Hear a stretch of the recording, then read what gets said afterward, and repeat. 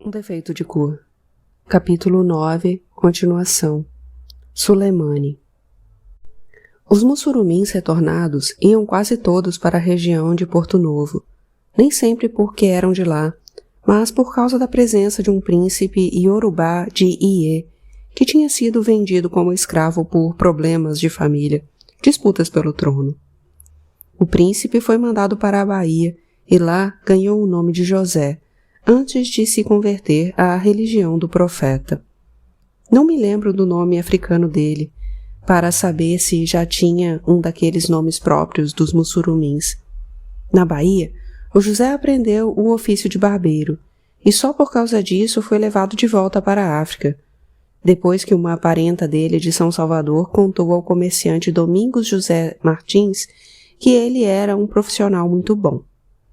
Como conhecia o dono do José, o Domingos José Martins pediu que ele fosse liberado para servi-lo em Porto Novo, onde não havia barbeiros. O José era barbeiro apenas do Domingos José Martins, ficando o tempo todo ao lado dele, e à noite ainda trabalhava de vigia em uma concessão do comerciante em Orun-Semé. Estou me adiantando muito no tempo, mas não sei se vou me lembrar de voltar a essa história, ou mesmo se terei tempo para isso. E também nem sei por que estou contando. Não tenho nenhum motivo especial para falar disso, a não ser a vontade de relembrar toda a minha vida, de pôr a memória à prova, de saber sobre quem e sobre o que ainda me lembro. Depois da morte do senhor Domingos José Martins, quando eu já morava em Lagos, José, o barbeiro, herdou alguns de seus bens, tornando-se uma pessoa muito rica e influente, protetora e incentivadora dos mussurumins que voltaram à África. Quase todos já sabiam disso e tratavam de desembarcar em Porto Novo. Conversando, ele me confessou que gostaria muito de construir uma mesquita para o seu povo. Era assim que ele chamava seus protegidos, para que eles pudessem rezar para Alá em lugar apropriado.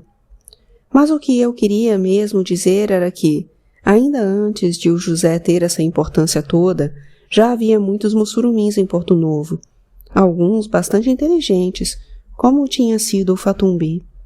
Os que não ficavam em Porto Novo se estabeleciam ao longo das rotas comerciais, e muitos outros também se tornaram caravaneiros bem-sucedidos, levando os escravos capturados no interior até os portos de comércio. Alguns iam buscar capturados até mesmo fora do Daomé, nos reinos vizinhos, e, sem contar as guerras, eram os principais fornecedores do xaxá.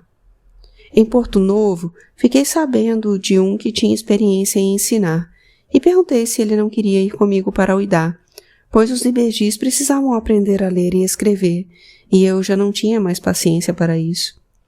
O mussurumim, que se chamava Salif, aceitou, e fiquei mais feliz ainda quando descobri que, além do português, ele também conhecia um pouco de inglês, por já ter trabalhado para alguns ingleses.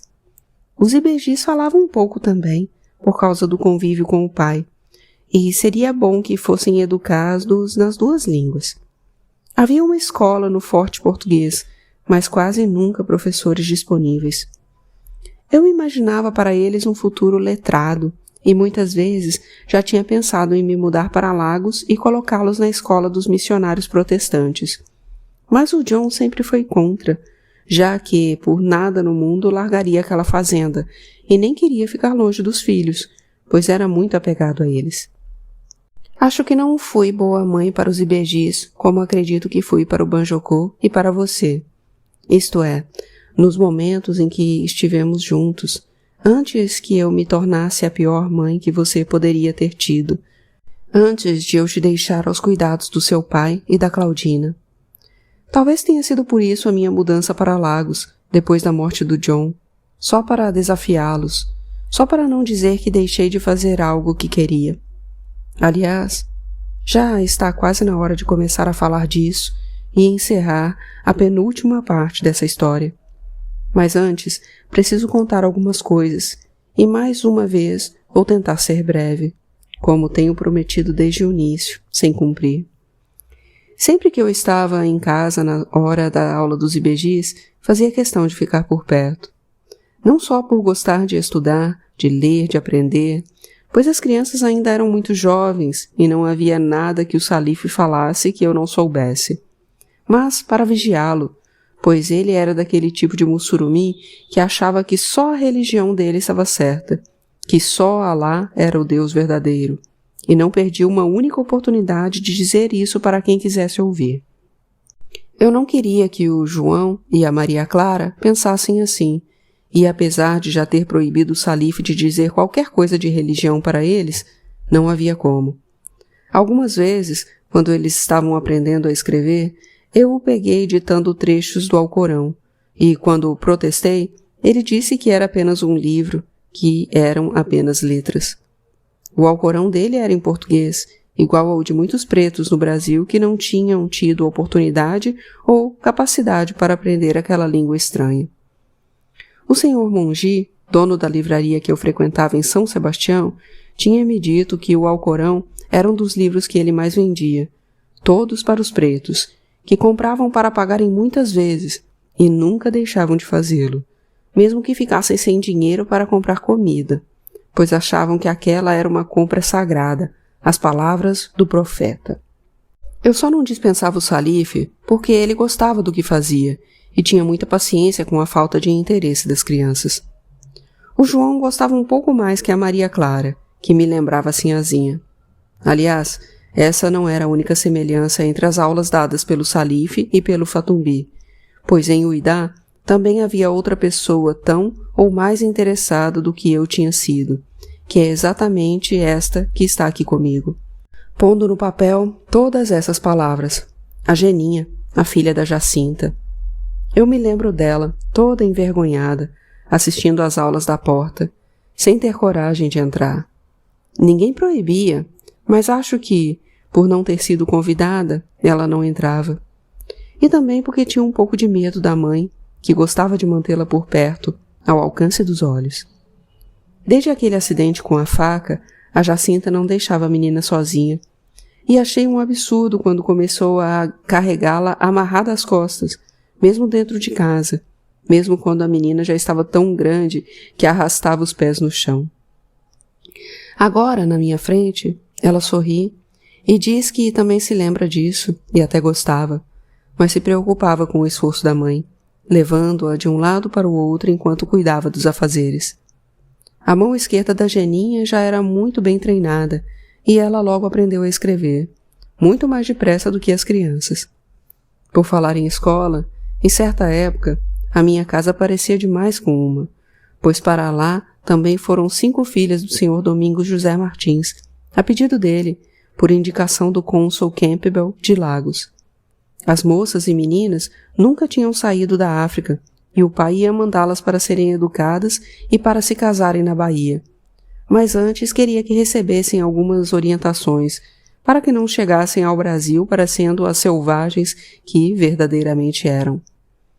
Tive imenso gosto e imenso trabalho, pois precisei ensinar quase tudo a elas, desde o jeito certo de se vestir com roupas brasileiras, o jeito de andar, de sentar, de comer usando talheres, de se portar em festas e em casas alheias. Ensinei coisas que já sabia por prática ou por ter visto a Sinhá Filipa ou a Sinhazinha fazendo.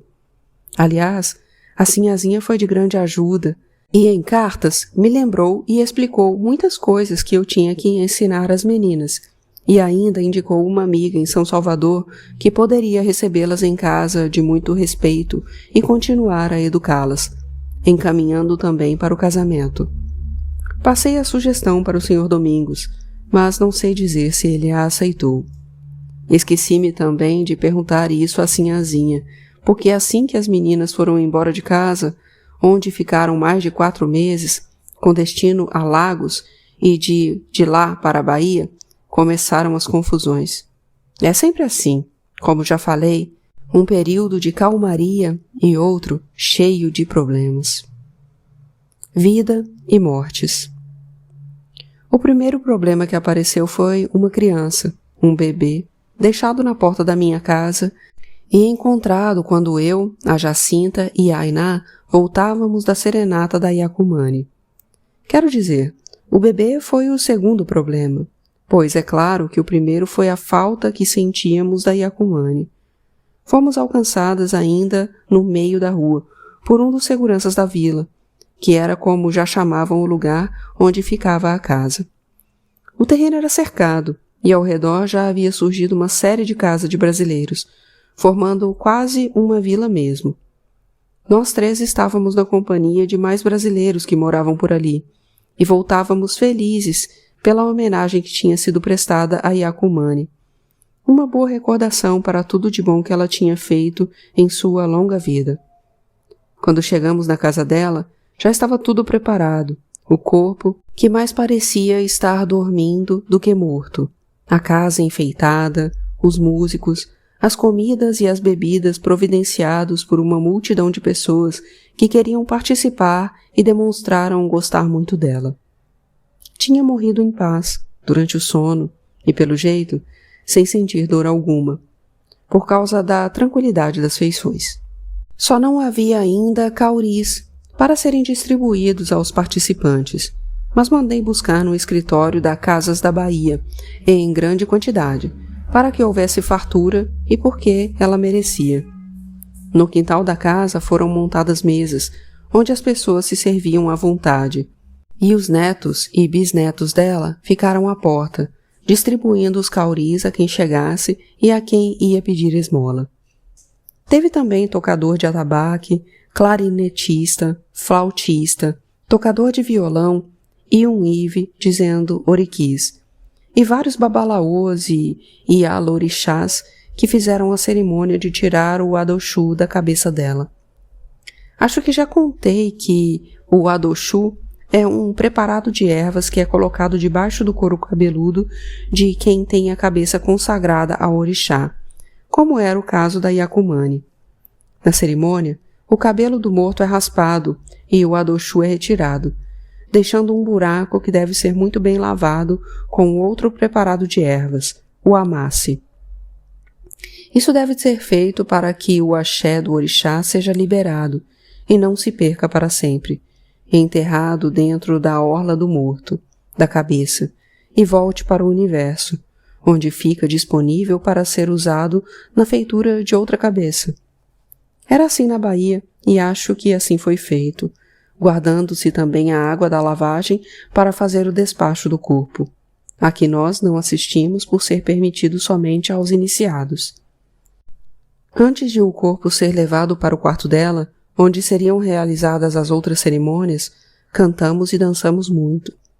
Confesso que fiquei um pouco inibida, principalmente porque havia muitos selvagens e eu não estava mais acostumada àquele tipo de festa. Mas logo fui notando a presença de um e outro brasileiro, todos cúmplices daquela violação de comportamento.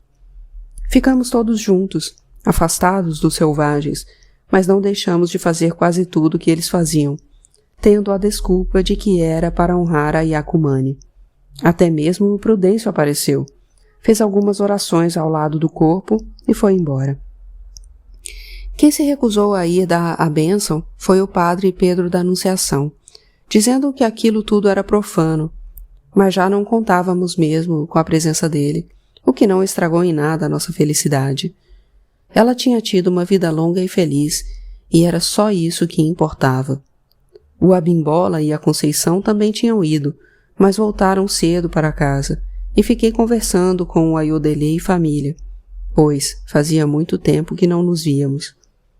Eles contaram da serenata do Abioma, em Porto Novo, outra festa muito bonita, pois o Abioma tinha sido uma pessoa feliz.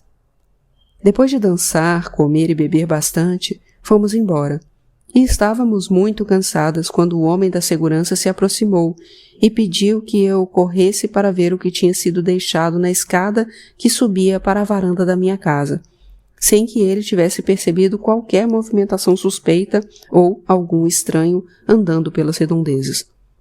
De longe já ouvimos o choro, e a Jacinta saiu correndo na frente e voltou até nós com um bebê, um menino, enrolado em um pano da costa.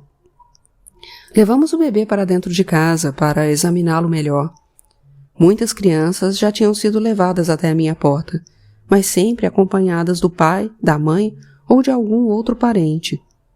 Geralmente eles queriam dar a criança para que eu a criasse e educasse, com certeza em melhores condições do que podiam fazer com parcos recursos. Eu nunca aceitei e, infelizmente, tinha até que me negar a dar qualquer outro tipo de ajuda, por conselho da Conceição, porque corria o risco de eles se acostumarem. Aquele era um menino saudável, parecendo ter por volta de 2 ou 3 meses, a quem a Jacinta logo se afeiçoou. O que não era difícil, pois ele realmente tinha um jeito que pedia proteção. Não era dos mais magros ou descuidados, como muitas crianças dos selvagens, e isso foi uma das coisas que mais me chamaram a atenção. Ou seja, alguém já tinha cuidado dele, e com muito jeito. Mas, mesmo assim, com toda a vontade de manter aquele menino, eu tinha dúvidas se devia ou não ficar com ele. Até que o John voltou da fazenda e ficou com pena de mandá-lo embora ou de arrumar outro lugar para ele ficar. Até hoje tenho dúvidas se ele sabia ou se foi apenas instinto, e acho que prefiro assim, pois não gostaria de ter certeza que ele estava me enganando. Aliás, acho que não estava, e esse foi seu castigo, pois adorava os filhos. Alguns meses depois, batizamos o menino com o nome de Antônio Andrade da Silva, os mesmos apelidos que eu e seus irmãos tínhamos, mas não constando o nome de pai ou de mãe na certidão de batismo. De início, fiquei com um pouco de pena por fazer isso, mas depois me lembrei de que a mesma coisa tinha acontecido com você, e ainda com o agravante de você ter pai e mãe conhecidos, o que não era o caso daquele menino, e ainda teve a mim e ao John como madrinha e padrinho. Mas antes do batizado, que teve que ser adiado exatamente por causa disso, houve a morte do senhor Joaquim, de Aguê, e fui até lá prestar uma homenagem a ele. Antes não tivesse ido e me guardado um pouco, pois logo em seguida, tendo começado com a morte da Iacumane, teve início uma série de mortes, algumas mais sentidas que as outras.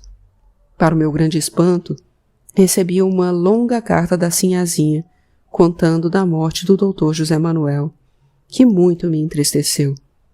Eu me lembrava dele como um homem jovial, forte, alegre e saudável, o que não combinava com a morte. Ele morreu como a Iacumane, enquanto dormia e sem demonstrar sofrimento.